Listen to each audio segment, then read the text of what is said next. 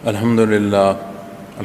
رب العالمین والصلاة والسلام علی حبیبہ محمد وآلہ وصحبہ اجمعین اما بعد اعوذ باللہ من الشیطان الرجیم بسم اللہ الرحمن الرحیم وَلِكُلِّ أُمَّةٍ جَعَلْنَا مَنْسَكًا لِيَذْكُرُوا اسْمَ اللَّهِ عَلَى مَا رَزَقَهُم مِّن بَهِيمَاتِ الْأَنْعَامِ فَإِلَٰهُكُمْ إِلَٰهٌ وَاحِدٌ فَلَهُ أَسْلِمُوا وَبَشِّرِ الْمُخْبِتِينَ اللهم سبحانك لا علم لنا إلا ما علمتنا إنك أنت العليم الحكيم مولاي صل وسلم دائما أبدا على حبيبك من زانت به النصر وعلى السامعين الكرام السلام علیکم ورحمۃ اللہ وبرکاتہ۔ ارشاد باری تعالیٰ ہے، اور ہم نے ہر امت کے لیے قربانی کا ایک طریق مقرر فرما دیا تاکہ جو مویشی چار پائے اس یعنی اللہ نے ان کو عطا فرمائے ہیں ان پر یعنی بوقت ذبح اللہ کا نام لیں۔ سو تمہارا معبود ہے، اکیلا معبود ہے، تو اسی کی فرما بردار رہو اور عاجزی کرنے والوں کو خوشخبری سنا دیں۔ اللہ کریم نے جہاں حصہ قربانی کے حوالے سے ارشاد فرمایا ہے، وہیں نبی کریم صلی اللہ علیہ وسلم کو یہ حصہ بھی ارشاد فرمایا کہ جنہیں یہ کیفیت، یہ عبادت، یہ حال یعنی اللہ کے نام پر قربانی کرنا نصیب ہو، انہیں خوشخبری سنا دی جائے۔ سایہ کریمہ کے ابتدائی حصے میں جہاں اللہ کریم نے ارشاد فرمایا کہ ہم نے ہر امت کے لیے قربانی کا ایک طریق مقرر فرما دیا، تو قربانی اللہ کے نام پر اللہ کے دیے گئے جانور کی یہ اللہ کریم نے تمام امت جو ہیں ان کے حوالے سے انہیں حکم فرمایا، اور بنیادی طور پر جس عمل کا حکم فرمایا جا رہا ہے اور عبادت کا معنی ہے،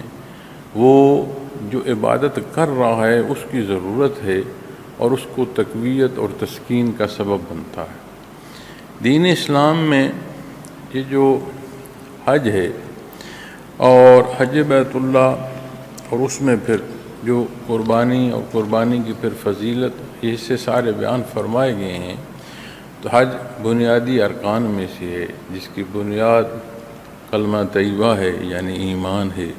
ایمان کے ساتھ پھر بات نماز تک آتی ہے۔ جس طرح بنیاد ضروری ہے، اسی طرح ہر حال میں نماز ضروری ہے کہ جب تک بندہ ہوش و حواس میں ہے اور صحت کی کسی درجے کی بھی کوئی حالت ہو، نماز معافی نہیں ہے تاکہ وہ ہوش میں نہ رہے۔ لیکن دنیا کی زندگی میں جہاں کمی بیشی اسے وجودی حیات یا صحت کے حوالے سے پیش آتی ہے، بحالی پر پھر اس نے اپنے حصے جو ہیں انہیں مکمل فرمانا ہے۔ اسی طرح پھر بات زکوٰۃ کی آتی ہے، روزے کی آتی ہے اور حج کی آتی ہے۔ یہ بنیادی ارکان ہیں، بنیادی ستون ہیں جو دین اسلام کے۔ یہ وہ بنیادیں ہیں کہ جن پر جو ایمان ہے اسے تقویت نصیب ہوتی ہے اور راسخ ہونا نصیب ہوتا ہے۔ کوئی بھی عمل ایسا نہیں ہے کہ محض وہ عمل ہے، محض حکم ہے، محض تعمیل ہے۔ اس کے اتنے پہلو ہیں کہ وہ بیان کرنا مشکل ہے، بلکہ اس کا استفادہ نصیب ہو جاتا ہے، اور کتنے پہلوؤں سے استفادہ نصیب ہو رہا ہے یہ شمار کرنا یا سمجھنا محال ہے مخلوق کے لیے۔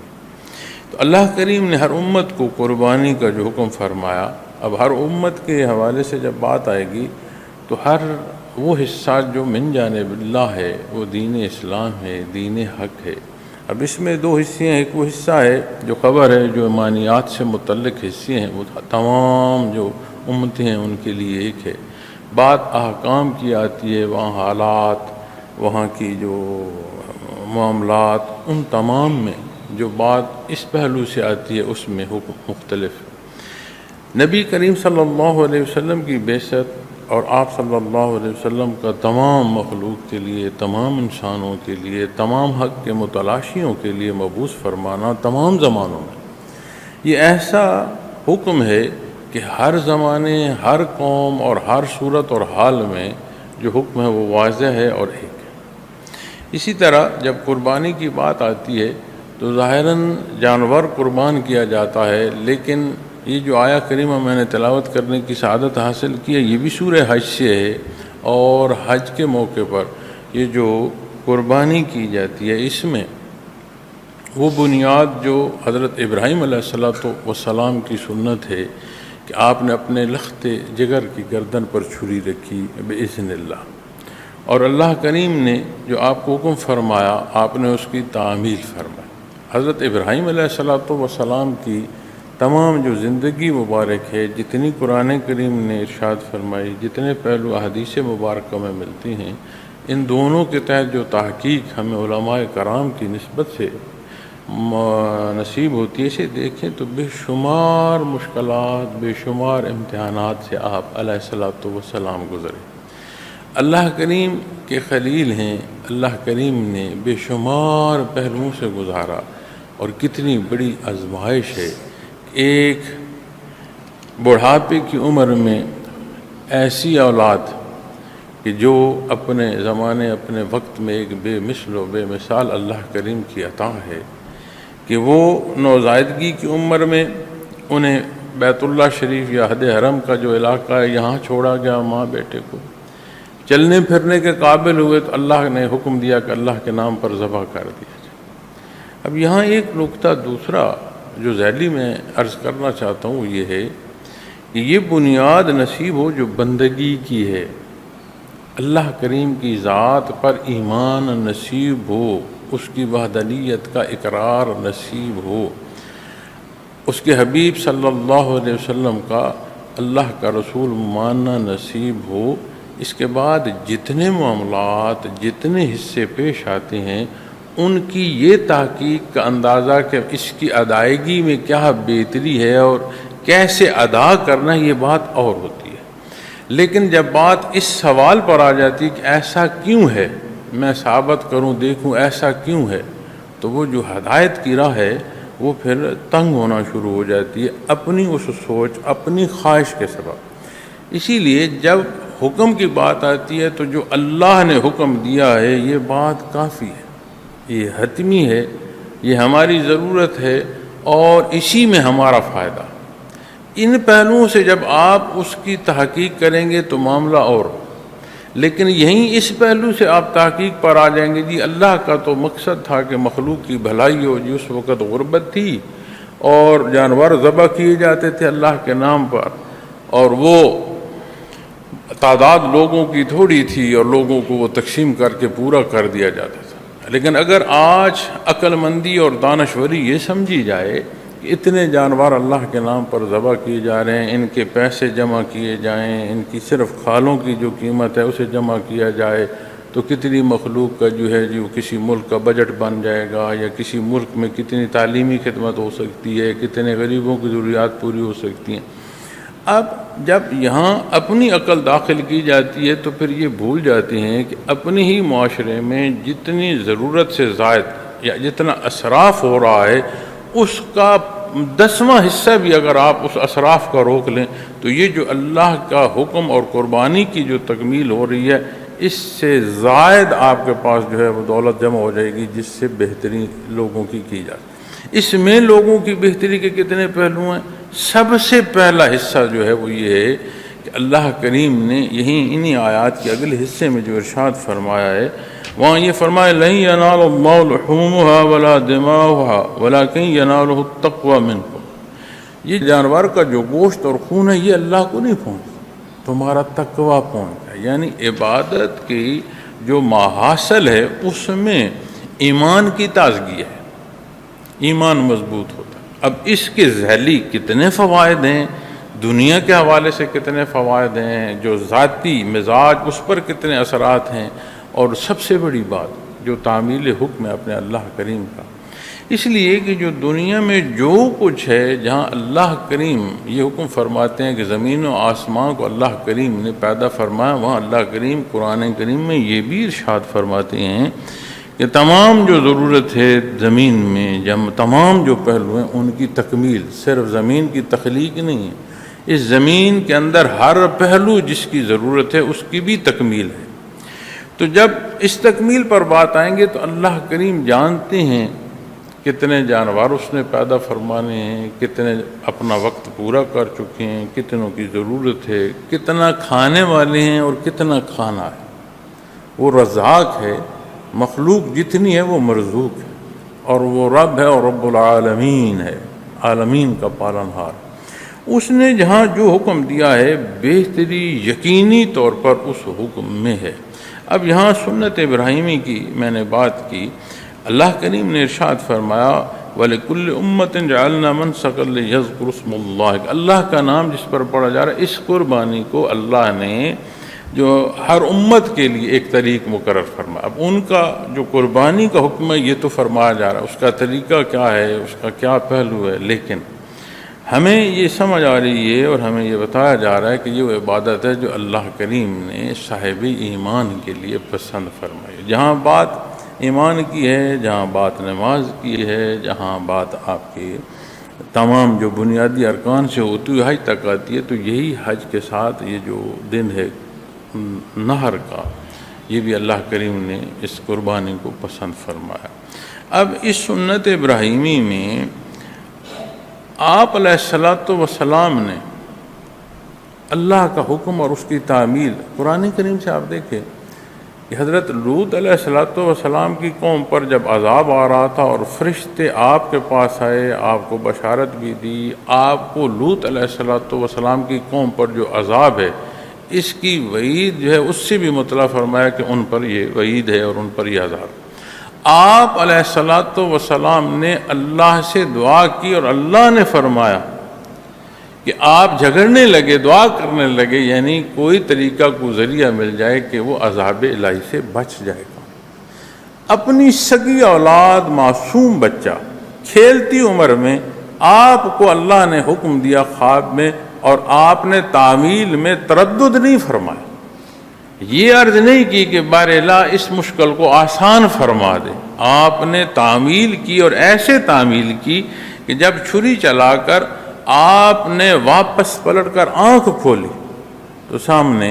اپنا جو بیٹے ہیں وہ مسکرا رہے ہیں، حضرت اسماعیل علیہ السلام، تو آپ اتنے متغیر ہوئے، اللہ نے فرمایا قد صدقت روئے، آپ پریشان نہ ہوں کہ وہ مضطرب اور اضطراب کہ قربانی قبول ہوئی یا نہیں۔ اللہ نے فرمایا جو خواب کا حکم ہے آپ نے اسے پورا فرما دیا۔ اب ہونا تو یہ پہلو چاہیے تھا نا کہ وہاں جب بات آتی ہے خواہش ذاتی مقدم ہوتی تو اللہ سے دعا تو کرتے یا اللہ آسانی فرما دے، لیکن آپ نے حکم کی بعین ہی تعمیل کی، اور ایسے تعمیل کی کہ جب اپنے لخت جگر کو روبرو دیکھا تو پھر اتنے متغیر ہوئے کہ اللہ کریم نے پھر آپ کو تسکین دی اور فرمایا نہیں، آپ نے اپنا خواب سچ کر دیا ہے، میرا بھی یہ میرا فیصلہ ہے کہ میں نے وہاں جنت سے دمبا بھیج دیا اور وہ قربانی جو ہے اس کا موقع میں نے بدل دیا، آپ نے اپنے حکم کی تعمیل جو ہے اسے پوری فرمائی۔ تو یہاں آپ نے آسانی کی دعا نہیں، تعمیل میں آئے، اللہ کریم کے حبیب ہیں، اللہ کریم آپ کے درجات ہمہ وقت بلند فرمائے، ہمیں توفیق عطا فرمائے کہ انبیاء رسول کا جو راستہ ہے، جو اتباع محمد رسول اللہ صلی اللہ علیہ وسلم کا راستہ ہے، یہ ہمیں تاحیات نصیب ہو، اسی پر ہمیں اپنی زندگی کی جو تکمیل ہے وہ نصیب ہو۔ تو جب آپ اس سنت ابراہیمی کی بات کرتے ہیں تو ہر امت کے لیے طریق یہاں بیان فرمایا گیا۔ پھر اسی طریق میں حضرت ابراہیم علیہ السلام نے جب تعمیر کعبہ فرمائی، وہاں کے جو واقعات ہیں، مائی صاحبہ کے جو واقعات ہیں، آپ کے اور حضرت آپ کی جو اولاد ہیں ان کے حوالے سے جو واقعات ہیں، پھر جو ارکان حج ہیں، جو شعائر اللہ کریم نے مقرر فرمائے ہیں، پھر اللہ نے آپ کو جہاں حسی اور معنوی حصوں میں بیت اللہ کی جو پاکیزگی کا بیان فرمایا، اعلان حج کا بیان فرمایا، مخلوق میں اعلان کر دیں لوگ دبلے پتلے اونٹوں پر بیٹھے چلے آئیں گے، تو پھر وہ سارے حصے ایسے ہیں جنہیں اللہ کریم نے پسند فرمایا اس عبادت کو، کہ نبی کریم صلی اللہ علیہ وسلم کو بھی یہی حکم آیا، آپ نے بھی یہی قربانی کرنا پسند فرمایا۔ ہم اس لیے نہیں قربانی کرتے کہ حضرت ابراہیم علیہ السلام کی سنت ہے، ہم اس لیے قربانی کرتے ہیں کہ آپ صلی اللہ علیہ وسلم کی امت کے لیے اللہ نے یہ پسند فرمائی قربانی، تمام امتوں کے لیے پسند فرمائی، اور آپ صلی اللہ علیہ وسلم نے اس سنت کو جاری رکھا۔ ہم اس لیے اس سنت پر عمل کرتے ہیں کہ یہ اب ہمارے لیے نبی کریم صلی اللہ علیہ وسلم کی سنت اور حکم اور اللہ کا حکم ہے۔ پھر اسی طرح آپ سورہ کوثر میں دیکھیں کہ وَانْحَرْ فَصَلِّ لِرَبِّكَ وَانْحَرْ، جہاں صلات کی ادائیگی کا حکم فرمایا جا رہا ہے وہاں نہر کا بھی حکم فرمایا جا رہا ہے۔ قربانی کا حکم سیدھا، جہاں عبادت کا دوسری کا حکم آپ صلی اللہ علیہ وسلم کو فرمایا جا رہا ہے، وہیں جو نہر ہے، جو قربانی ہے، اس کا بھی حکم فرمایا جا رہا ہے۔ اور جب نہر پر آپ بحث کریں گے دیکھیں گے تو عرب میں قربانی کے جانور میں یہ رواج تھا، یہ عادت، عام عادت تھی کہ وہ اونٹ کی قربانی کرتے تھے، اور نہر اسے کہتے ہیں کہ جب اونٹ کھڑا کر کے اس کی گردن کے نیچے نیزہ مارا جاتا ہے اور پھر وہ خون بہتا ہے اور وہ گرتا ہے، اسے ذبح کر دیا جاتا ہے، تو وہ جو عمل ہے اس پورے عمل کو نہر کہتے ہیں۔ لیکن نہر سے مراد قربانی ہی ہے، وہ اونٹ کی قربانی ہو یا کسی دوسرے حلال جانور کی قربانی ہو، جو حکم قربانی کے حوالے سے جس کا حکم پورا ہوتا ہے۔ تو یہاں جب بات اس حصے کی آتی ہے تو پھر حج کا جو موقع ہے، پھر حج پر جو مائی صاحبہ کی جو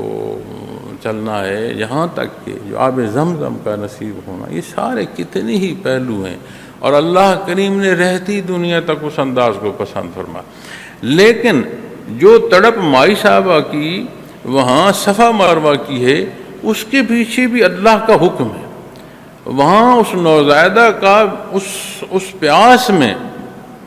شدت، پیاس کی شدت کا محسوس کرنا، اور ایک ماں کی تڑپ، اس تڑپ تک کی جو بات یا حالات کا پہنچنا ہے، وہاں کا رکنا بِإِذْنِ اللہ ہے، یعنی وہ بھی اللہ کو۔ اسی طرح اپنے لخت جگر پر کہ گردن پر جو چھری رکھنی ہے، یہ کیا ہے؟ بِإِذْنِ اللہ، اللہ کے حکم سے ہے، اللہ کی ذات کے لیے ہے۔ تو جب قربانی کی بات آتی ہے تو جہاں آپ علیہ الصلوۃ والسلام نے قربانی کی اور اس عمل کو ہر امت کے لیے اللہ نے مقرر فرمایا اور امت محمد رسول اللہ صلی اللہ علیہ وسلم کے لیے پسند فرمایا، تو پھر یہ جو حصے ہیں، حج کے دن ہیں، ایام ہیں، یہ جو پہلا عشرہ ہے، اس کی اتنی برکات بیان فرمائی گئی ہیں، اور پھر قربانی کی کتنی برکات ہیں، اور پھر قربانی کے حوالے سے جب بات آتی ہے تو پھر کتنے ہی پہلو بیان کیے گئے ہیں۔ حضرت عباس رضی اللہ تعالیٰ عنہ سے روایت ہے ابو داؤد سے، کہ آپ رضی اللہ تعالیٰ عنہ فرماتے ہیں کہ نبی کریم صلی اللہ علیہ وسلم نے فرمایا کہ یہ جو پہلا عشرہ ہے ذی الحج کا، اس میں جو نیک عمل ہے اللہ کو اس عشرے کے علاوہ جتنے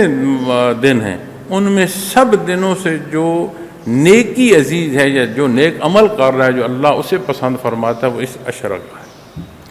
تو کتنا مقام ہے کہ یہ جو ذی الحج کے پہلے دن ہیں اس میں اللہ کی عبادت کی جائے اور اپنا دھیان جو ہے وہ متوجہ ہونے میں، متوجہ اللہ ہونے میں کاوش جو ہے وہ رکھی جائے۔ پھر جب آپ اس عشرے کی بات کرتے ہیں، اس کے بعد عاد کی بات کرتے ہیں، تو حدیث شریف میں یہ بھی ملتا ہے کہ جب چاند نظر آ جائے تو ناخن اور بال نہ کٹوائے جائیں۔ حدیث شریف میں یہاں تک بھی ملتا ہے کہ عید کے پڑھنے تک یعنی نہ کٹوا جائیں، یہاں تک حدیث شریف میں ملتا ہے کہ جس سے قربانی کی استطاعت نہیں ہے، حج بھی اور یہ قربانی تک کی بات، یہ صاحب استطاعت پر ہے۔ جیسے روزہ کے حوالے سے صحت ہے، جیسے زکوٰۃ کے حوالے سے استطاعت ہے، اسی طرح حج کے حوالے سے بھی استطاعت ہے۔ پھر جسے حج تک کا نہ پہنچنا ہے، چونکہ حج پر جو پہنچتا ہے اس کے لیے قربانی ساتھ حج کے اخراجات میں داخل ہو جاتی ہے، وہاں بات لازم ہو جاتی ہے۔ جو حج تک پہنچتا ہے حج کے اخراجات میں قربانی داخل ہے، لیکن یہاں کی جو حج تک نہیں پہنچ سکتا لیکن قربانی کر سکتا ہے تو اسے اجازت ہے وہ قربانی کرے۔ لیکن اگر کوئی صاحب استطاعت نہیں ہے اور قربانی نہیں کر سکتا، اور یہ ذی الحج کے جو پہلا عشرہ ہے اس میں وہ بال نہیں کٹواتا، وہ ناخن نہیں کٹواتا، اور عید پڑھنے کے بعد جا کر یہ اہتمام کرتا ہے، تو حدیث شریف میں آتا ہے کہ اللہ اسے قربانی کا ثواب عطا فرمائے۔ ایک اور پہلو بھی ہے، وہ یہ ہے کہ صاحب استطاعت ہے اور قربانی نہیں کرتا تو فرمانے اسی عیدگاہ میں آنے کی ضرورت نہیں۔ اب ہر حصے کو جب آپ دیکھیں گے تو مقصد تعمیل ہے، اخلاص ہے، خواہشات ذاتی کا رد ہے، حکم الہی کا اقرار اور اس کی ابتدا اور اس پر عمل پیرا ہونا ہے۔ تو جب بات آتی ہے اس حصے کی قربانی کی، تو میں نے عرض کیا کہ جتنے ہی پہلوؤں سے آپ بات کر لیں، جہاں اللہ کا حکم ہے اسی میں بہتری ہے، اسی میں بھلائی ہے، نہ صرف ذاتی، تمام مخلوق۔ تو جب اللہ کریم کے نام پر مویشی ذبح کیے جاتے ہیں، اور یہاں یہ بھی فرمایا گیا کہ اللہ کریم ہی کے دیے ہوئے ہیں، ان کو عطا فرمایا، اللہ ہی نے عطا فرمایا، جس پر وہ لیذکر اسم اللہ، جس پر اللہ کا نام پڑھتے ہیں، جس پر پڑھتے ہیں ما رزقہم، اللہ ہی نے انہیں عطا فرمائے ہیں نام۔ تو اور کیوں یہ سارا کچھ کر رہے ہو، کیوں مان رہے ہو؟ فَإِلَٰهُكُمْ إِلَٰهٌ وَاحِدٌ، سو تمہارا معبود اکیلا معبود ہے، آحد ہے۔ آحد وہ اکائی ہے کہ جو مزید منقسم نہیں ہو سکتی۔ عموماً لفظ واحد استعمال کرتے ہیں تو حضرت جی رحمۃ اللہ تعالیٰ علیہ واحد اور احد پر جب بحث فرماتے ہیں، وہ کہتے ہیں واحد اگر آپ ایک انگلی کی بات کر رہے ہیں کہ جی یہ انگلی واحد ہے تو سمجھ آئی، لیکن جب آپ اس کی وحدانیت کے پہلوؤں کو بات کریں گے تو اس میں ناخن ہے، اس میں جلد ہے، اس میں ہڈی ہے، اس کے ایک ایک پور کی بات آئے گی، اسے کاٹ کر دو حصوں میں کیا جا سکتا ہے۔ لیکن وہ فرماتے ہیں احد وہ شے ہے جو اس طرح کے لیے کہ اس کا کوئی جز بھی دوسرا نہیں ہے، اس میں کوئی شے داخل نہیں کی جا سکتی، اس سے کوئی شے الگ نہیں کی جا سکتی، اس طرح احد ہے۔ اس لیے قل هو اللہ احد، اللہ کی ذات اس طرح واحد ہے کہ کوئی کسی درجے کی، کوئی کسی کا کوئی پہلو یا آمیزش نہیں کر سکتا۔ تو یہ جو حکم کی تعمیل ہے، اس نے دیا ہے رزق، اس نے حکم دیا ہے، اس کے حکم پر ذبح کیا جا رہا ہے۔ یہ سارے پہلو رب کائنات نے اپنے ذات سے منسوب فرمائے۔ بات فوائد کی اور حصول کی جب آتی ہے تو اس کے تمام پہلو جو ہیں وہ مخلوق سے منسلک، اس لیے کہ وہ بے نیاز ہے، ہماری ضرورت ہے۔ اب جب ہم سنت ابراہیمی پر عمل کرتے ہیں اور حج کے اس دن پر ہمیں قربانی نصیب ہوتی ہے اور ہمیں نبی کریم صلی اللہ علیہ وسلم کا حکم نصیب ہوتا ہے، آپ نے اختیار فرمایا اور آپ کی امت کے لیے یہ حکم ہے، تو ان تمام پہلوؤں سے جب ہم اس حکم کی تعمیل کرتے ہیں تو خود نبی کریم صلی اللہ علیہ وسلم نے حجۃ الوداع کے موقع پر 100 اونٹوں کی قربانی کی، 63 اونٹ آپ نے قربان فرمایا، اور باقی جو قربانی کے اونٹ تھے حضرت علی رضی اللہ تعالیٰ عنہ کو حکم فرمایا کہ باقی آپ قربانی میری طرف سے کر۔ اب قربانی کے اونٹ جتنے ہیں عمر عزیز کے جو سال ہیں، 63 اونٹ آپ نے قربان فرمائے، اور 63 سال کی جو عمر ہے اس میں آپ صلی اللہ علیہ وسلم نے قربان فرمایا۔ تو باقی اونٹوں پر جہاں آپ نے فرمایا حضرت علی رضی اللہ تعالیٰ عنہ کو کہ آپ قربانی دیں، آپ رضی اللہ تعالیٰ عنہ کو یہ بھی فرمایا کہ میرے بعد جب تک آپ حیات ہیں اپنی قربانی کے ساتھ میری قربانی بھی کر۔ اور بعض روایات اور حدیث میں یہ حصہ بھی ملتا ہے کہ آپ نے جب 2 جانور بھی ذبح کیے ہیں تو ایک اپنے لیے اور اپنے اہل و عیال کے امت کے لیے بھی نیت آپ نے فرمائی کہ جو آپ پر شہادت اللہ کریم کی رسالت کی دے رہے ہیں، جنہیں ایمان نصیب ہو رہا ہے، تو امت کے لیے بھی آپ نے نیت سے جو قربانی فرمائی ہے۔ کتنے لوگ ہوں گے جو صاحب استطاعت نہیں ہوں گے، اور کیا ان کی عظمت کہ جب ان کی پوٹلی کھلے گی اعمال کی اور اجر اور ثواب کی، تو اس میں وہ حصہ جو نبی کریم صلی اللہ علیہ وسلم نے ان کی نیت سے قربانی فرمائی، تو وہ تو بندہ اس کو کوئی لفظ نہیں بیان کر سکتا کہ اس قربانی کی شرف قبولیت کا کیا درجہ ہوگا، اس پر اللہ کی عطا کیا ہوگی۔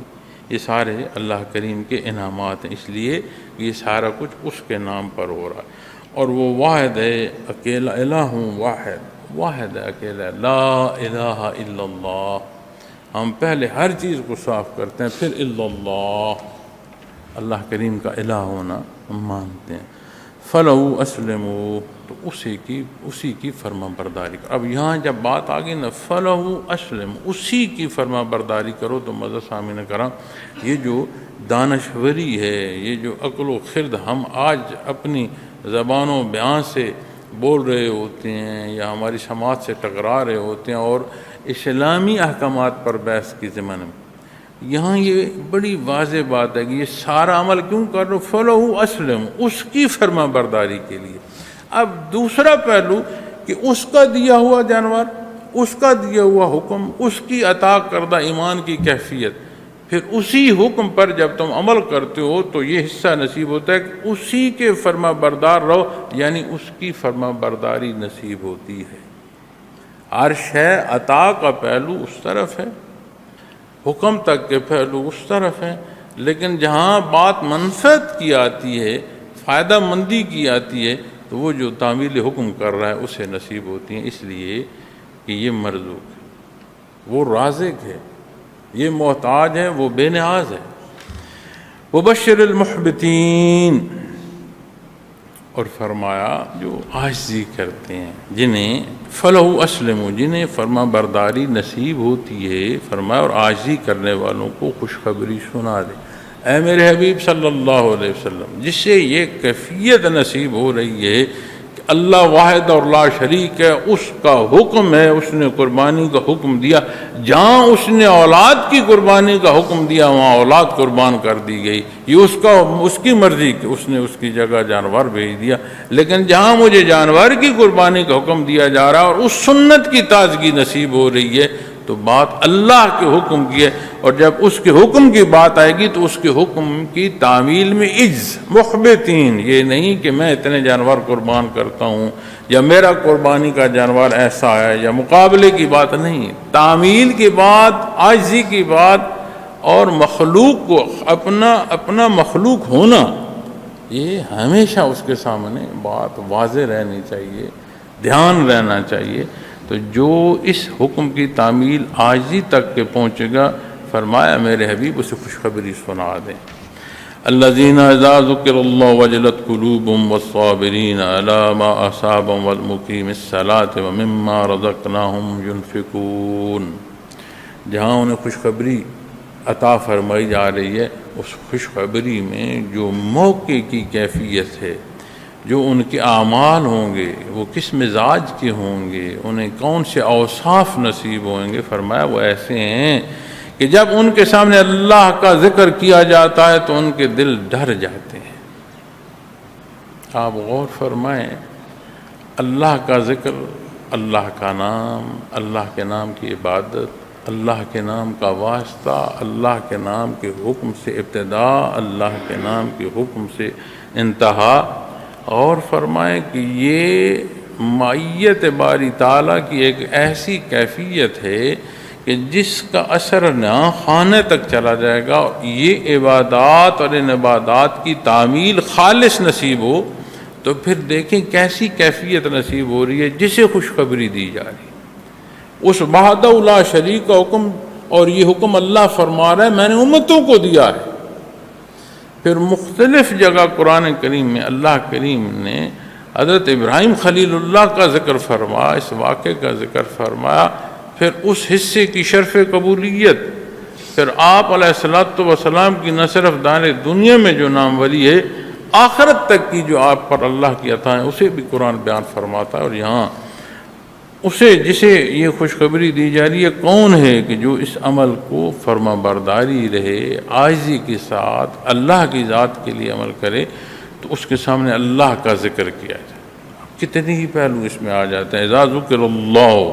کتنے قسم اس میں آ جاتے ہیں، قرآن کریم کی تلاوت آ جاتی ہے، آپ صلی اللہ علیہ وسلم کی ذات آ جاتی ہے، احکامات دین آ جاتے ہیں، ہماری معاملات روزمرہ کی جو ضروریات ہیں ان کی بات آ جاتی ہے، خواہشات کی بات آ جاتی ہے، ایمان کا یہ درجہ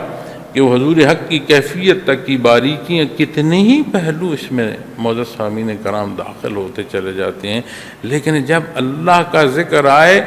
تو دل ڈر جائے، وجلت قلوبہم، وہ دل کی ایسی کیفیت پیدا ہو جائے کہ جہاں اس میں وہ خوف ہو وہاں تڑپ بھی ہو، بندگی کی ایک ایسی تڑپ جو خواہشات ذاتی کو رد کرتی چلی جائے، اور اللہ جل شانہ کا جو حکم ہے وہ مقدم ہوتا چلا جائے۔ ایک لحظے کو غور فرمائیں، ہم جتنے بھی اعمال کرتے ہیں، معمولات ہمارے ہیں، وہاں پر ایک حصہ جو نیت میں ہے، جو فیصلے میں ہے، اس میں ہماری ذات کا بہت بڑا دخل ہو۔ کیوں کر رہے ہو بھائی یہ عمل؟ اس لیے کر رہا ہوں کہ میں یہ چاہتا ہوں، میری یہ پسند ہے، مجھے یہ ناپسند ہے۔ اس طرح کی کیفیت جو ہے یا حال ہمارے جواب میں ہمیں ملے گا۔ اب یہیں پر میں کیوں کر رہا ہوں؟ میرے اللہ کا حکم ہے۔ میں کیوں نہیں کر رہا؟ میرے اللہ نے منع فرمایا۔ کس کے روبرو؟ کون شاہد ہے؟ میرا اللہ خود شاہد۔ اب فرشتے لکھ رہے ہیں، دونوں کندھوں پر تحریر ہے، عمل کی نسبت، عمل صالح ہے یا غیر صالح تحریر ہو رہی ہے، شہادت ہی موجود ہے، وجود خود شہادت دے رہا ہے، گرد و پیش کے حالات ہر شے شاہد ہے۔ لیکن سب سے بڑی بات کہ میرا اللہ دیکھ رہا ہے، وہ خود شاہد۔ جو لکھ رہا ہے وہ میرے دل کے حال سے واقف نہیں ہے۔ جہاں میں عمل کر رہا ہوں گرد و پیش میرے دل کے حال کو نہیں دیکھ رہا، لیکن جو اس کی شہادت ہے وہ تو ازل سے جانتا ہے کہ میں کب ہوں گا، کب اس نے میرا ہونا یہ فیصلہ فرمایا ہے، میں کب کیا سوچ سکتا ہوں، کس استعداد سے۔ تو آج بھی روبرو اسی کے حضور جا کر پیش ہونا ہے۔ تو جب دل ڈر جاتے ہیں تو کیا پھر وہ ایسے عمل کرتے ہیں جہاں اللہ کے حکم کی نافرمانی ہو؟ پھر یہ جو جتنی ہمارے اندر تقسیم ہے، مذہب کے نام پر تقسیم ہے، قوم کے نام پر تسکین ہے، اپنے قبائل کے نام پر تقسیم ہے، کیا پھر یہ ایسے معاملات ہو سکتے ہیں؟ کیا پھر والدین کی جو نافرمانی ہے وہ ہو سکتی ہے؟ کیا اولاد کی جو پرورش ہے اس میں زیادتی ہو سکتی ہے؟ میاں بیوی کے حقوق و فرائض کی بات آ جائے، معاشرے کے حقوق و فرائض کی بات آ جائے، وراثت کے اصول آ جائیں، لین دین کی بات آ جائے، کہاں کوئی زیادتی کر پائے گا؟ جہاں ذات کی بات آئے گی وہاں زیادتی کرے گا۔ وہ زیادتی اپنے آپ پر بھی ظلم ہے، معاشرے میں بھی ظلم ہے، اور اس ظلم کا جواب دینا۔ جہاں اللہ کا ذکر آ گیا، اور کون سا پہلو ہے جس میں اللہ کا ذکر نہیں آ سکتا؟ آرام سے بیٹھیے گا، اپنی سوچ، اپنی کیفیت، اپنا حال دل اپنے سامنے کھول کر رکھ دیں، اور اس کتاب کو پڑھتے ہوئے مجھے بتائیں کون سا ایسا وقت ہے جہاں بات ذات یا ذات کو رد کر کے ذات باری تعالیٰ کی نہیں آ سکتی؟ کون سا عمل اور کون سی سوچ ایسی ہے؟ تو یہ بہت بڑا اللہ کا احسان ہے کہ یہ کیفیت ایمان کی نصیب ہو کہ جب اس کا نام آئے دل ڈر جائے۔ اور یہاں صرف قلوبہم سے مراد یہ گوشت کا لوتھڑا نہیں ہے، یہ وہ کیفیت اور وہ حال ہے کہ وجود انسانی کا بادشاہ ہے، اور اس بادشاہ کا حکم بعین ہی پورا ہوتا ہے، جتنا حکم دیتا ہے اتنا پورا ہوتا ہے، کم زائد کی بات نہیں ہوتی۔ اور یہ اعضاء اور جوارے یہ نہیں ہے کہ یہ چاہ کچھ رہے ہیں اور کر کچھ رہے ہیں، دماغ جو مرضی رائے دے دے، رائے تک بات آتی ہے، دماغ کے تابع یہ وجود نہیں ہے، دماغ خود بھی تابع ہے انسانی جو دل ہے اس کے۔ اور جب بات دل کے ڈر کی بات آتی ہے تو سمجھ آتی ہے کہ دل سے وجود کے اعضاء و جوارح سے ہوتے ہوتے ہوتے ایک ایک پور جو ہے وجود کی، اس تک یہ کیفیت ایمان کی پہنچ جائے کہ حکم مقدم اللہ کا ہے، مقدم ذات اللہ کی ہے، جہاں جو مقام جس کا ہے وہ ہے جو اس نے مقرر فرمایا ہے۔ کتنی آسان زندگی ہو جائے۔ حضرت جی رحمۃ اللہ تعالیٰ علیہ فرمایا کرتے تھے، یہ جو ہم اعتراض لے کر پھرتے ہوتے ہیں نا کہ ایسا کیوں ہوا ہے، یہ نقصان کیوں ہوا، یا وہ میری خواہش پوری کیوں نہیں، وہ فرماتے ہیں کہ یہ ناشکری تو ہے، اس سے بڑھ کر جب اس کی تحقیق کریں تو آپ کو سمجھ آئے گی کہ اللہ کے فیصلوں پر اعتراض ہے۔ یہ جو مخلوق کے ساتھ ہم نفرت کرتے ہیں، اس کے پاس یہ کیوں ہے، میرے پاس یہ کیوں نہیں ہے، یہ اللہ کے فیصلوں پر اعتراض ہے۔ اس کی رضا میں راضی ہو جانا اور اس کے فیصلوں پر معترض ہونا، دو صورتیں ہیں، لیکن دونوں صورتوں میں بہت بڑا فاصلہ ہے۔ وہ صورت جہاں اس کی رضا مقدم ہو، یہاں جو دنیا کی زندگی اور حال ہے یہ بھی الگ ہے اور آخرت بھی یقیناً الگ، اور جہاں اس کی ذات مقدم نہ ہو، خواہشات کی پیروی ہو تو یہاں بھی بندہ اپنے آپ کو دھوکہ دے رہا ہے اور نقصان اٹھائے گا، اور ہمیشہ کی زندگی کا جو نقصان ہے اس کی بنیاد باندھ رہا ہے یہاں سے۔ اسی راہ پر اگر اختتام ہوا تو وہ بات بھی یقینی ہے کہ وہ ہمیشہ کا نقصان اٹھا رہا ہے۔ جب دلوں کی بات آتی ہے تو یہیں وہ باتیں ہیں کہ جیسا جانور میرا ہے ایسا تو کسی کا نہیں، جتنی قربانیاں میں کر رہا ہوں۔ ایک لحظے کو آپ غور فرمائیں کہ اس جانور کو ذبح کرتے ہو جہاں بیٹے کی گردن پر چھری رکھنا، اتنا بھی نہیں ہو سکتا کہ ہم اپنی خواہشات کو ذبح کر دیں کہ نہیں جو ہے بار اللہ تیرے نام پر دی قربانی، تیرا دیا گیا جانور، تیرا حکم، تیری دی گئی عطا کی گئی استطاعت، اسی کے صدقے وہ جو میری خواہشات مجھ پر سوار ہو جاتی ہیں، جو شیطنت کے اثرات ہیں، مجھے ان سے محفوظ فرما۔ تجاوز قربان ہو، تحت حصے جو ہیں حق کے وہ نصیب ہوں۔ والصابرین علی ما اصابهم والمقیم الصلاۃ، اور صبر جو ہے کیسی کیفیت کہ صبر حق پر اپنے آپ کو روک لینا۔ ہم تو صبر کا معنی صرف لیتے ہیں نا کہ کوئی تنگی تکلیف آئی تو وہاں کوئی رویا نہیں، کوئی چیخا چلایا نہیں، یقیناً صبر ہے، لیکن یہ صبر کے کل معنی نہیں آتے۔ اپنے آپ کو حق پر روک لینا، شریعت اسلامی میں جب آپ صبر کے معنی کو دیکھیں گے، مضبوط روک لینا، سختی سے روک لینا، یہ صبر کے معنوں میں بات آئے گی۔ صبر کرتے ہیں اور نماز کی پابندی کرتے ہیں، اور جو کچھ ہم نے ان کو عطا فرمایا ہے اس میں سے یعنی بقدر توفیق اللہ کی راہ میں خرچ کرتے ہیں۔ یہ قربانی بھی خرچ ہے، جو اس نے عطا فرمایا اس میں وجود بھی ہے، وجود کی ہر استطاعت ہے، چاہے وجودی قوت ہے، چاہے ذہنی قوت ہے، چاہے علمی استعداد ہے، یا چاہے اس نے دنیا کی مال و دولت دی ہے، حیثیت دی ہے، ہر شے جو اس نے دی ہے اس میں سے اس کی رضا کے لیے خرچ کرنا، یہ انفاق فی سبیل اللہ میں داخل ہوتا ہے۔ کس کا کیا درجہ ہے، کتنا اجر و ثواب ہے، کتنے پہلو ہیں، یہ الگ بات ہے، لیکن ہر شے جو اللہ کے حکم پر صرف ہو رہی ہے یہ انفاق فی سبیل اللہ میں آتی ہے، اور دی ہی اسی کی گئی، اور کسی نے نہیں دی، کسی کی ذاتی استعداد نہیں، اپنا ہونا کسی کا کمال نہیں۔ اور فرمایا جو مشکل ان پر پڑتی ہے اس پر صبر کرتے ہیں، نماز کی پابندی کرتے ہیں، اور جو کچھ ہم نے ان کو عطا فرمایا اس میں سے بقدر توفیق اللہ کی راہ میں خرچ کرتے ہیں۔ اس لیے انفاق فی سبیل اللہ سے نہ ہچکو، کبھی تمہارا نقصان نہیں ہوتا، اس لیے کہ اسلام نے اعتدال ارشاد فرمایا ہے۔ یہ بھی نہیں فرمایا کہ اپنا بازو کھول دو یعنی ہر شے خرچ کر دو، اور یہ بھی نہیں فرمایا، اس سے بھی منع فرمایا کہ اپنا ہاتھ اپنے گلے سے باندھ دو کہ کوئی شے تم خرچ ہی نہ کرو۔ اعتدال ہے، جہاں اللہ کی مخلوق پر تم خرچ کر رہے ہو وجود یا استعداد یا مال و دولت، وہاں اہل خانہ اور تمہاری اولاد اور تمہارے جو وارثین ہیں ان کا بھی حق ہے۔ تو اللہ کریم نے جو حکم دیا وہ معتدل ہے اور مخلوق کی ضرورت ہے۔ ہمارا وقت جو ہے وہ بیان کا تھوڑا رہ گیا ہے، لیکن میں کوشش کرتا ہوں کہ اختصار سے بات کرتے ہوئے یہ آیات جو ہیں ان کو پورا کر دوں۔ وَالْبُدْنَ جَعَلْنَاهَا لَكُم مِّن شَعَائِرِ اللَّهِ لَكُمْ فِيهَا خَيْرٌ، اور فرمایا اور قربانی کو اونٹوں کو بھی ہم نے تمہارے لیے اللہ کی نشانیاں مقرر فرمایا ہے، اور اسی کے تحت دوسرے قربانی کے حکم جو ہے جانور کا وہ بھی آتا ہے، اس میں تمہارے لیے فائدے ہیں۔ اب اس سے مراد یہ نہیں ہے کہ صرف اونٹ ہی کی قربانی ہو۔ عرب میں رواج تھا، میں نے پہلے عرض کیا کہ اونٹ کی قربانی مقدم سمجھی جاتی تھی، بڑا جانور ہے۔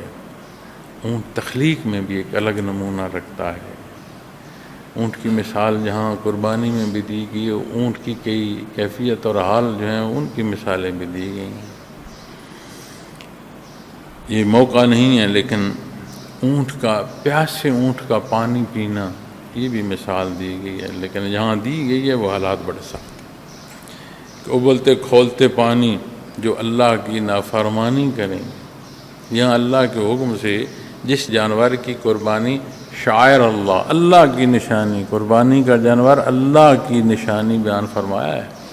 جو ان تعمیل پر نہیں آئے گا تو پھر اس جانور کا جو انداز پیاس میں ہے، شدید پیاس میں، کہ کیسے منہ لگا کر پانی پیتا ہے، پھر دوزخ کا جو باسی ہے، پھر ابلتے کھولتے پانی کو مجبور ہوگا پیاس سے اونٹ کی طرح پینے کا۔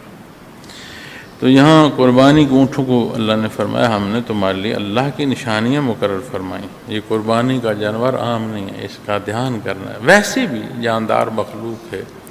سبزے کا دھیان ہے، تو یہ تو پھر چلتا پھرتا ایک جانور ہے، اور اللہ نے آپ کی خدمت پر اسے پیدا فرما دیا، آپ کی ضروریات پوری کر رہا ہے۔ قرآن فرماتا ہے جہاں اس کا گوشت کام آتا ہے، اون کھال کام آتی ہے، وہاں اس کی سواریوں بھی کرتے ہو۔ تو کتنی ہی حصے ہیں جو جانوروں کی ہیں جو ہمیں تقویت دے رہے ہیں، لیکن اللہ کی مخلوق تو ہے، جیسے ہم مخلوق ہیں وہ بھی مخلوق۔ کس مخلوق کو کس درجے میں اور کس حکم میں پیدا فرمایا، یہ تو اس کی شان ہے نا، ہم نے تو وہ لحاظ دیکھنا ہے۔ فرمایا سو ان پر کتنی فائدہ سے ان پر قطار بنا کر ذبح کرتے ہو۔ اگلا فَاذْكُرُوا اسْمَ اللَّهِ عَلَيْهِ صَوَافَ، تو فرمایا سو ان پر قطار بنا کر اللہ کا نام لیا کرو، یعنی ذبح کر۔ عموماً اونٹ جو ذبح کیے جاتے ہیں، قطار سے مراد یہ ہے کہ ان کو کھڑا کیا جاتا ہے ایسے لائن میں، پھر وہ جو نیزہ سے ان کو ذبح کرنے کا عمل شروع ہوتا ہے، جسے نہر میں نے عرض کیا تھا، وہ نیزہ مارتے جاتے ہیں، خون بہتا ہے، تو وہ جب کمزور ہو کر گرتے ہیں پھر انہیں ذبح کیا جاتا ہے۔ یہاں یہ بھی ارشاد فرمایا گیا ہے اگلا حصہ، فَإِذَا وَجَبَتْ جُنُوبُهَا فَكُلُوا مِنْهَا وَأَطْعِمُوا الْقَانِعَ وَالْمُعْتَرَ، اور فرما اور جب اپنی کروٹ پر گر پڑے، یعنی جب وہ خون بہتا ہے تو آہستہ آہستہ پھر اونٹ گر جاتا ہے، تو گر جائے تو انہیں ذبح کیا جاتا ہے اللہ کے نام پر۔ پھر فرمایا ان میں سے کھاؤ اور قناعت کرنے والوں اور محتاجوں کو بھی کھلاؤ، یعنی جب قربانی کرو تو یہ تین حصے کے ذات کی عزیزداری اور غریب غربا یہاں تک کی جائے تو یہ آسن اقدام ہے، لیکن یہ لازم نہیں ہے، آسن حصہ ہے کہ ایسا اس کی تقسیم آ جائے تو یہ زیادہ ثواب کا سبب ہے۔ کذالک سخرنا لکم لعلکم تشکرون، اسی طرح ہم نے ان جانوروں کو تمہارے تابع کر دیا تاکہ تم شکر ادا کرو، اللہ کا شکر ادا۔ یہ جو سخرنا ہے اللہ نے تمہارے تابع کیا، وہ بھی تو مخلوق ہے، اس کا شکر ادا کرو۔ تم بھی مخلوق ہو، وہ بھی مخلوق ہے، تمہیں تقویت کے لیے وہ مخلوق قربان ہو رہی ہے، اس کی گردن پر چھری چل رہی ہے، تم نے اس جانور کا قربان کرنا تمہیں عبادت کے درجے میں نصیب ہو رہا ہے، تمہیں دنیا کی منفعت نصیب ہو رہی ہے، تیری بھوک جو ہے اس کی تدارک ہو رہا ہے۔ مخلوق تو اللہ کی ہے، اپنی ذات کے قربان کرنے کا حکم ہوتا وہی جو حضرت ابراہیم علیہ السلام کو حکم تھا کہ اولاد میں سے قربانی کرنی ہے۔ پھر سوچیں،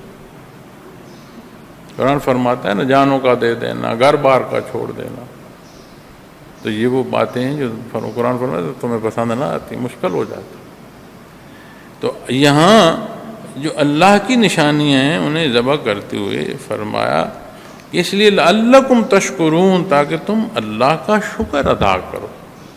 اس نے قربانی کی توفیق دی، جانور دیا، اتنی اہلیت اور استعداد، مقام دیا کہ آپ قربانی کر رہے ہیں۔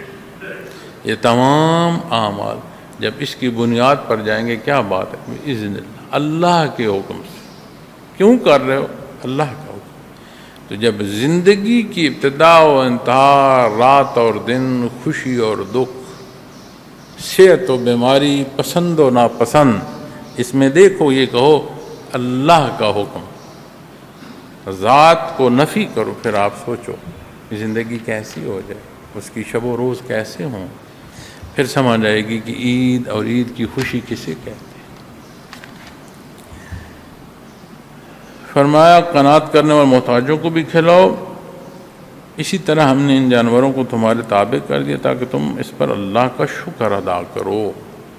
لن ینال اللہ لحومها ولا دماؤها ولکن ینالہ التقوی منکم، اللہ کے پاس نہ ان کا گوشت پہنچتا ہے نہ ان کا خون، لیکن اس کے پاس تمہارا تقوی یعنی پرہیزگاری پہنچتی ہے۔ اب یہ جتنے پہلو میں نے عرض کی ہیں، پہلا حصہ کچھ تفصیلاً تھا، جو باقی آیات کے متعلق حصے ہیں کچھ میں نے وہ کم اس میں تفصیل میں گیا ہوں۔ تو یہ سارے حصے کون سے ہیں؟ دل کا حال ہے، ایک کیفیت ہے، ایک تعمیل ہے، اور ایک جزیات تک کی بات ہے۔ تو جب یہ حصے اللہ کریم کی حکم کی تعمیل میں آئیں گے تو فرمایا یہ جانور اس کی یہ گوشت اور خون نہیں، تمہارا تقوی یعنی تمہاری جو کیفیت ہے، تمہارا جو حال ہے، جو تمہاری پرہیزگاری ہے، اس کی بات آئے گی۔ ترازو میں یہ حال آئے گا، تمہاری نیت آئے گی، وہ جو نہاں خانے میں ہے جس کے لیے وجلت قلوبہم، ارشاد فرمایا کہ اللہ کے نام پر، اللہ کے ذکر پر، اللہ کے حکم پر جہاں دل ڈر جاتی ہیں وہاں تقوی ہے۔ وہاں کی بات ہے کہ یہ سارے حصے کیا ہیں؟ تقوی۔ تو تقوی وہیں تو ہے، تقوی کیفیت ہے، تقوی ایک حال ہے، اور کیفیات کا گھر قلوب انسانی نہیں ہے تو اور کیا ہے؟ كَذَلِكَ سَخَّرَهَا لَكُمْ لِتُكَبِّرُوا اللَّهَ عَلَى مَا هَدَاكُمْ وَبَشِّرِ الْمُحْسِنِينَ، تاکہ تم اللہ کی بزرگی بیان کرو اس پر جو کہ اس نے تمہیں توفیق عطا فرمائی، اور اخلاص والوں کو خوشخبری سنا دیں۔ جہاں یہ مخبتین کی ابتدا اور اوصاف بیان فرمائے جا رہے ہیں، اور جہاں اس نے تمہیں یہ عطا فرمایا کہ دونوں مخلوق کو مسخر جانوروں کو اس نے تمہارے لیے کیا، تمہاری خدمت پر معمور اس نے مخلوق کو کیا ہے، تمہارا کمال نہیں ہے، تمہیں اشرف الخلق ہونا اس نے عطا فرمایا، مخلوق کو تمہاری خدمت پر معمور اور مسخر اللہ نے فرمایا ہے۔ لیکن اس سارے کی جو بنیاد ہے وہ تقوی ہے کہ تم اللہ کی بزرگی بیان کرو، یہ اقرار زبانی اور دل کے نہاں خانے تک ایسا ہو کہ اس کی واضح وضاحت ہو۔ ایسا نہیں ہے کہ جی حق اور نہ حق کی آمیزش رکھو اور ایسی زندگی بسر کر رہے ہو کہ نہ سمجھ آئے درست کر رہے ہیں، نہ سمجھ آئے کہ غلط کر رہے ہیں۔ تمہیں توفیق عطا جو کہ اس نے تمہیں توفیق عطا فرما، اخلاص والوں کو خوشخبری سنا دیں۔ مخبتین یہ عجز اخلاص تک پہنچائے گا، اور محسن کی جب بات آتی ہے تو درجہ احسان وقت کم ہے اس پر میں اب گفتگو کروں اور تفصیلی بات کروں، بلکہ اجمالی بات کا بھی وقت نہیں ہے، موقع نہیں ہے، وقت کم ہے، لیکن اخلاص تک یہ مخبتین یہ عاجزی پہنچاتی ہے۔ ان اللہ یدافع عن الذین آمنوا ان اللہ لا یحب کل خوان غفور، بے شک اللہ ایمان والوں سے یعنی ان کے دشمنوں کو ہٹاتے رہتے ہیں، یقیناً اللہ کسی خیانت کرنے والے، کفران نعمت کرنے والے کو نہیں چاہتے۔ تو میں عرض کر رہا ہوں کہ یہ ساری کیفیت جو ہے یہ ایک دل کا حال ہے، ایک ایسی کیفیت تقوی کی ہے، اور ظاہراً آپ ایک جانور قربان کر رہی ہیں، لیکن جب آپ پورے شوق اور پورے اہتمام کے ساتھ یہ قربانی کا فریضہ ادا کریں گے، اور وہ جو صاحب استطاعت نہیں ہیں ان تک ان کا اہتمام اور پورا خلوص ہوگا، تو یہ کیفیت عجز و انکساری کی، اور پھر یہ حصہ اس خوشخبری تک پہنچے گا کہ جہاں محسنین کی بات اللہ نے ارشاد فرمائی ہے، اور جو اس سے باہر آئے گا اللہ نے فرمایا اللہ کو وہ پسند ہی نہیں۔ تو میں نے ابتدا میں عرض کی تھی کہ جہاں حدیث شریف میں قربانی تک کی بات، اس عشرے کی فضیلت، اس کی برکات بیان فرمائی گئی ہیں، وہاں یہ بھی بیان فرمایا گیا کہ جو قربانی کر سکتا ہے اور نہیں کرتا، فرمایا اسی عیدگاہ میں آنے کی ضرورت نہیں ہے، یعنی وہ آئے نہ آئے برابر ہے۔ اللہ کریم ہمارے حال پر رحم فرمائے، ہماری غلطیاں گناہ معاف فرمائے، یہ بابرکت دن ہیں، اللہ اس کے صدقے ہمیں معاف فرمایا۔ ہمارے تمام کے کہیں نہ کہیں کوئی نہ کوئی عزیز و اقارب حج پر گئے ہیں، اللہ ان کا حج قبول فرمائے، انہیں آسانیاں دے، ہمیں توفیق دے، صاحب استطاعت کو توفیق دے، جس کی استطاعت نہیں ہے اس کا بھی رب العالمین ہے، عالمین کا مالک، اس کو بھی استطاعت عطا فرمائے، ہمارے معاشرے پر رحم فرمائے، صدق کے دل سے دین اسلام کی سمجھ اور عمل کی توفیق عطا فرمائے۔ وآخر دعوانا الحمدللہ رب العالمین۔